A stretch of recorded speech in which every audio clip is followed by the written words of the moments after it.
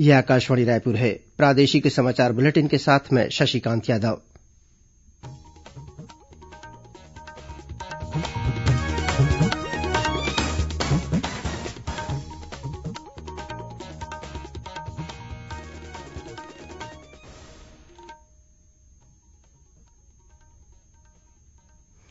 और अब पेश है आज के मुख्य समाचार। मुख्यमंत्री ने आज अपने कोरिया जिले के प्रवास के दौरान करीब 212 करोड़ रूपये की लागत के 200 से अधिक विकास कार्यों का लोकार्पण और भूमिपूजन किया। छत्तीसगढ़ उच्च न्यायालय ने जिला और सत्र न्यायालय के न्यायाधीशों की नई पद स्थापना सूची जारी की। राष्ट्रीय लोक अदालत का आयोजन कल किया जाएगा। पक्षकार वर्चुअल या भौतिक रूप से उपस्थित होकर मामलों का निराकरण करा सकेंगे। और हज यात्रा के लिए आवेदन जमा करने की अंतिम तिथि 10 जनवरी तक बढ़ाई गई।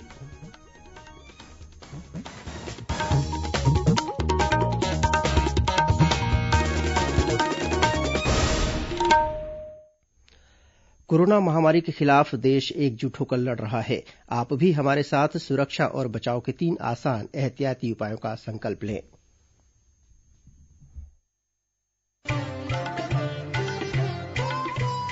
कोविड-19 से बचाव और सुरक्षित रहने के 3 उपाय।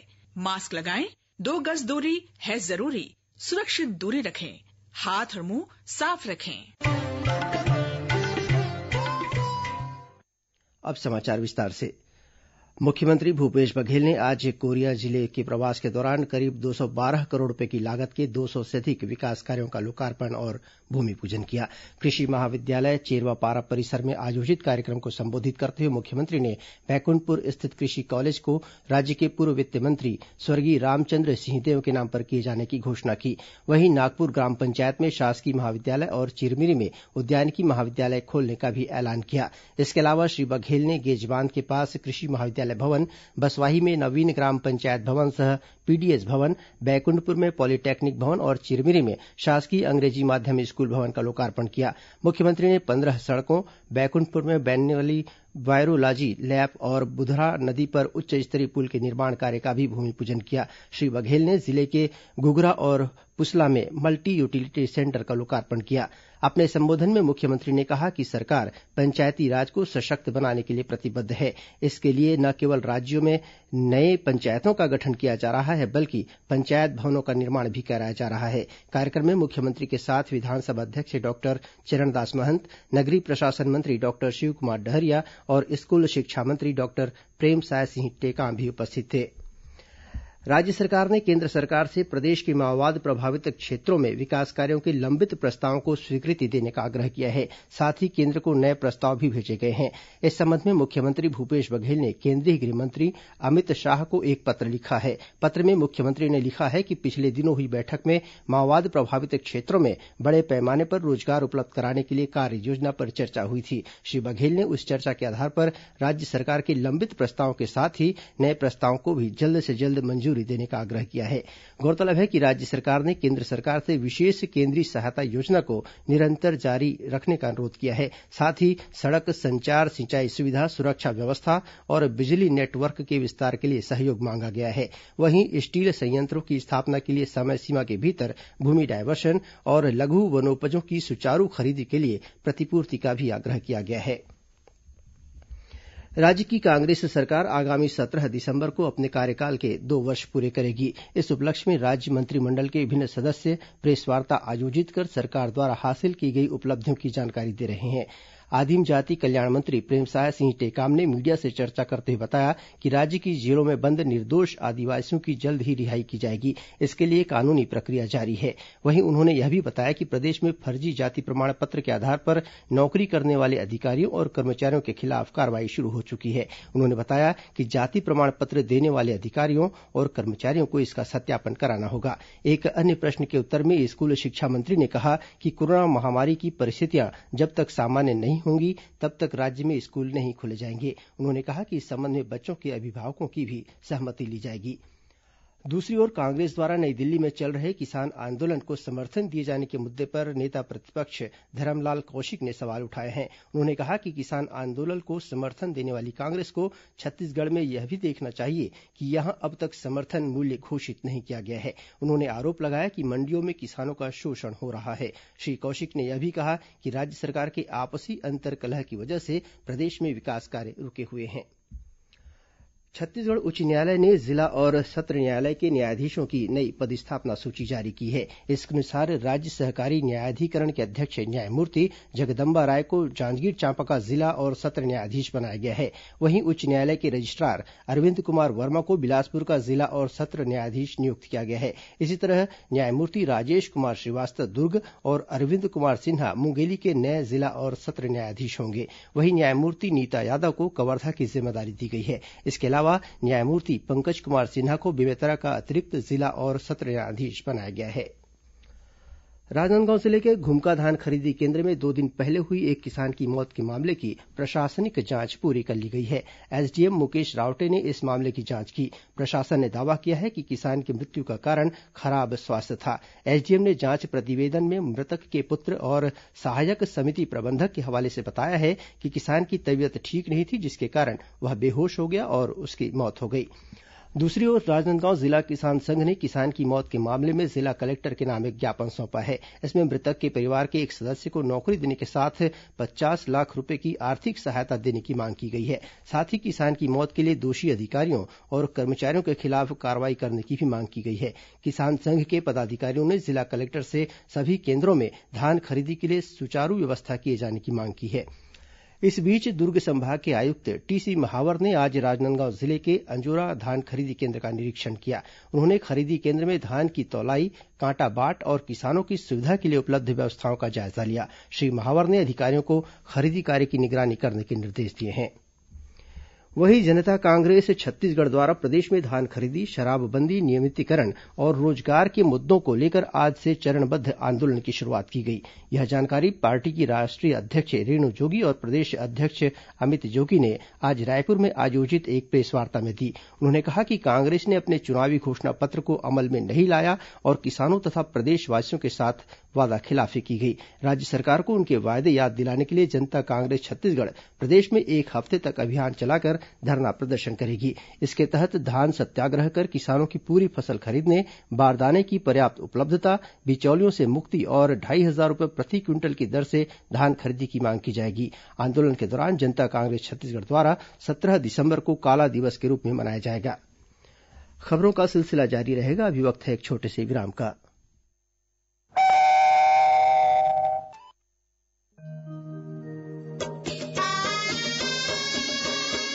आपकी बात माननीय मुख्यमंत्री भूपेश बघेल के साथ सुनिए लोकवाणी की 13वीं कड़ी 13 दिसंबर को सुबह 10:30 बजे से। लोकवाणी में इस बार छत्तीसगढ़ सरकार 2 वर्ष का कार्यकाल विषय पर बात होगी। छत्तीसगढ़ के सभी आकाशवाणी केंद्रों, एफएम रेडियो एवं क्षेत्रीय समाचार चैनलों पर जनसंपर्क विभाग छत्तीसगढ़ शासन द्वारा प्रसारित। प्रादेशिक रायपुर से सुन रहे हैं और अब आगे बढ़ते हैं बाकी के समाचारों की ओर। राष्ट्रीय लोक अदालत का आयोजन कल 12 दिसंबर को किया जाएगा। इस बार पक्षकार वर्चुअल या भौतिक रूप से उपस्थित होकर राजीनामा से मामलों का निराकरण करा सकेंगे। उच्च न्यायालय के मुख्य न्यायाधीश न्यायमूर्ति पीआर रामचंद्र मेनन और न्यायमूर्ति प्रशांत कुमार मिश्रा के मार्गदर्शन में इस लोक अदालत का आयोजन किया जाएगा। इस अदालत में बैंक, विद्युत, श्रम, वैवाहिक और मोटर दुर्घटना दावा सहित समझौता योग्य मामलों का निराकरण किया जाएगा। इस लोक अदालत के लिए रायपुर जिला न्यायालय में 32 खंडपीठ बनाई गई हैं, जो लगभग 1100 प्रकरणों की सुनवाई करेंगी। इस संबंध में और अधिक जानकारी न्यायालय की वेबसाइट पर उपलब्ध है। हज यात्रा के लिए आवेदन जमा करने की तिथि 10 जनवरी तक बढ़ा दी गई है। अगले वर्ष जून और जुलाई महीने के दौरान हज यात्रा होनी है। राज्य हज कमेटी के अध्यक्ष मोहम्मद असलम खान ने बताया कि ऑनलाइन हज आवेदन कमेटी की वेबसाइट पर उपलब्ध है। साथ ही राज्य के 38 च्वाइस सेंटरों में भी निःशुल्क ऑनलाइन आवेदन भरने की सुविधा दी गई है। राज्य के प्रत्येक हज यात्री को यात्रा पर करीब 3,29,000 रुपये खर्च करने होंगे। छत्तीसगढ़ राज्य महिला आयोग के अध्यक्ष डॉक्टर किरणमयी नायक ने महिलाओं को झूठे मामले दर्ज कराने से बचने की सलाह दी है। उन्होंने कहा कि कानूनों का दुरुपयोग करने पर उनका लाभ नहीं मिल पाता है। यह बात डॉक्टर नायक ने बिलासपुर में महिला उत्पीड़न से संबंधित मामलों की सुनवाई के दौरान कही। सुनवाई के लिए 20 प्रकरण रखे गए थे, जिनमें से 7 मामलों का निराकरण मौके पर ही किया गया।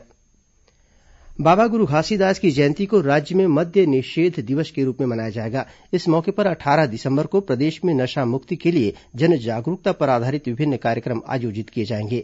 रायपुर जिला कलेक्टर डॉक्टर एस भारतीदासन ने बताया कि इस अवसर पर मद्यपान निषेध के लिए उल्लेखनीय कार्य करने वाली संस्थाओं को सम्मानित किया जाएगा। इसी तरह राजनांदगांव जिले में भी मद्यपान निषेध दिवस के मौके पर नशा मुक्ति प्रदर्शनी लगाई जाएगी और जागरूकता रैली का आयोजन किया जाएगा। इस बीच लोक स्वास्थ्य यांत्रिकी मंत्री गुरु रुद्रकुमार ने जिले के नर्मदा में नवीन जैतखाम का लोकार्पण किया। उन्होंने कहा कि बाबा गुरु घासीदास द्वारा दिए गए मनखे मनखे एक समान का संदेश आज भी प्रासंगिक है। प्रदेश में कोरोना संक्रमित मरीजों का आंकड़ा 2.5 लाख को पार कर गया है। वहीं कल कोरोना संक्रमण के 1518 नए मरीज मिले हैं। कल 14 लोगों की कोरोना संक्रमण से मौत भी हुई है। राज्य में वर्तमान में कोरोना पॉजिटिव 19,346 लोगों का विभिन्न अस्पतालों और होम आइसोलेशन में इलाज चल रहा है। इस बीच छत्तीसगढ़ के प्रसिद्ध साहित्यकार सतीश जायसवाल ने लोगों से कोरोना वायरस से बचाव के लिए आवश्यक सावधानी बरतने की अपील की है। सारी सावधानियां हमारे हाथ में है और सबको जागरूक करना भी हमारी जिम्मेदारी है। हम घर से तब बाहर निकलें जब बहुत जरूरी है और वापस लौटें तो सैनिटाइजर या कम से कम साबुन से हाथ धोएं। और यही बात सब लोगों से कहें, चेहरे पर मास्क होना बहुत जरूरी है, दूरियां बनाकर रखना जरूरी है, अपने को बचाना जरूरी है और अपने से संपर्क में आने से लोगों को बचाना जरूरी है ताकि वो भी सुरक्षित रहे। वाणिज्य और उद्योग मंत्री कवासी लखमा ने कहा है कि समृद्ध आदिवासी संस्कृति और परंपरा को सहेजने की जरूरत है ताकि आगे की पीढ़ी भी इससे प्रेरणा ले सके। यह बात श्री लखमा ने बालोद जिले के राजाराव पठार में शहीद वीरनारायण सिंह की शहादत दिवस के मौके पर आयोजित वीर मेला के समापन समारोह को संबोधित करते हुए कही। उन्होंने कहा कि सर्व आदिवासी समाज को विकास के विभिन्न क्षेत्रों में आगे बढ़ने की जरूरत है। मुख्यमंत्री भूपेश बघेल की मासिक रेडियोवार्ता लोकवाणी की 13वीं कड़ी का प्रसारण रविवार 13 दिसंबर को होगा। मुख्यमंत्री लोकवाणी में इस बार छत्तीसगढ़ सरकार 2 वर्ष का कार्यकाल विषय पर प्रदेशवासियों से बातचीत करेंगे। इस कार्यक्रम का प्रसारण छत्तीसगढ़ स्थित आकाशवाणी के सभी केन्द्रों और एफएम रेडियो के अलावा क्षेत्रीय समाचार चैनलों से सुबह 10:30 बजे से 11 बजे तक किया जाएगा। छत्तीसगढ़ में पहली बार 13 दिसंबर को वर्चुअल मैराथन दौड़ का आयोजन किया जाएगा। प्रतिभागियों के उत्साह को देखते हुए पंजीयन तिथि कल तक के लिए बढ़ा दी गई है। इससे पहले पंजीयन की अंतिम तिथि 10 दिसंबर थी। इस दौड़ में शामिल होने के लिए करीब 57,000 प्रतिभागियों ने ऑनलाइन पंजीयन कराया है। राज्य में प्रत्येक जिले में पहले 300 से 500 तक पंजीयन कराने वाले प्रतिभागियों को टी शर्ट प्रदान कर उन्हें प्रोत्साहित किया जाएगा। मैराथन के दौरान कोरोना संक्रमण के दिशा निर्देशों का पालन करते हुए प्रतिभागी किसी भी स्थान पर समूह में एकत्रित नहीं होंगे। प्रतिभागी घर, पार्क, मैदान, सड़क या किसी अन्य सुरक्षित स्थान पर सोशल डिस्टेंसिंग का पालन कर दौड़ते हुए अपनी 20 से 30 सेकंड का वीडियो अथवा फोटो हैशटैग कर फेसबुक, ट्विटर और इंस्टाग्राम जैसे सोशल मीडिया पर 13 दिसंबर को सुबह 6 से 11 बजे तक अपलोड कर सकते हैं। अब कुछ अन्य खबरें संक्षिप्त में। राज्यपाल अनुसुईया उइके से आज राजभवन में इंडियन रेडक्रॉस सोसायटी की छत्तीसगढ़ शाखा के सचिव प्रदीप कुमार साहू ने सौजन्य भेंट की। श्री साहू ने राज्यपाल को रेडक्रॉस सोसायटी की गतिविधियों से अवगत कराया। भारतीय जनता पार्टी की प्रदेश इकाई ने डौंडी लोहारा के पूर्व विधायक राजा लाल महेन्द्र टेकाम के निधन को अपूरणीय क्षति बताते हुए श्रद्धांजलि अर्पित की है।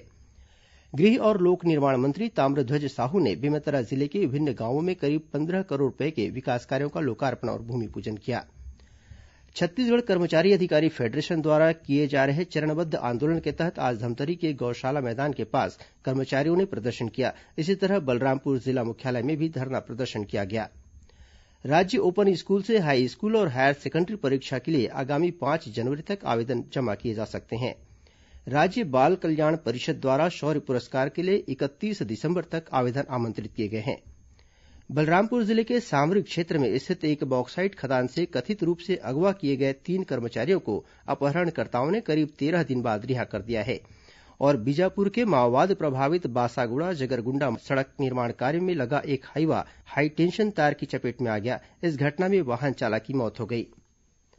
अंत में मुख्य समाचार एक बार फिर। मुख्यमंत्री ने आज अपने कोरिया जिले के प्रवास के दौरान करीब 212 करोड़ रूपये की लागत के 200 से अधिक विकास कार्यों का लोकार्पण और भूमिपूजन किया। छत्तीसगढ़ उच्च न्यायालय ने जिला और सत्र न्यायालय के न्यायाधीशों की नई पदस्थापना सूची जारी की। राष्ट्रीय लोक अदालत का आयोजन कल किया जाएगा। पक्षकार वर्चुअल या भौतिक रूप से उपस्थित होकर मामलों का निराकरण करा सकेंगे। और हज यात्रा के लिए आवेदन जमा करने की तिथि 10 जनवरी तक बढ़ाई गई। इसी के साथ प्रादेशिक समाचार बुलेटिन समाप्त हुआ। नमस्कार।